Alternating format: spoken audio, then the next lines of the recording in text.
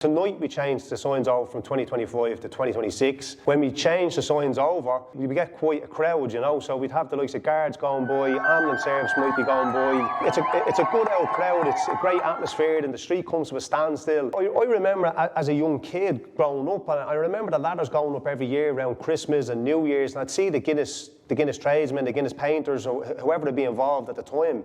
And they'd prep it leading up to the Christmas, so they'd be stripping back the old numbers and stuff like that. But there was also a sign involved, just temporarily put in place until the New Year, so the lads could permanently paint in the New Year, you know. So, but I used to watch that going by. I would have been only, say, 6 or 7. I'd be walking up Watton Street Hill, and I'd be going by, I'd be looking in the cracks of the gate, and I'd be hanging around in the trays, and they'd be looking at me going, hey, get out of here, you.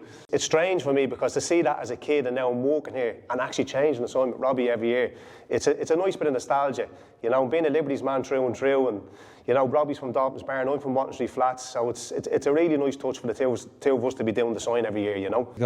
I've been with the company 35 years, and we were always involved, myself first, and obviously Eoghan when he joined. But it was, our gig was that we would set everything up for the guy on shift on New Year's Eve to change and put a temporary sign up for the painters, as Eoghan said, in the first week back in the new year, for them to set up ladders and hand paint the sign for the full year. But yeah, it's been an amazing journey. Yeah, hasn't it's been really cool. I have to say, it's been cool. It's nice. Myself and Robbie love the whole brewery thing, the history.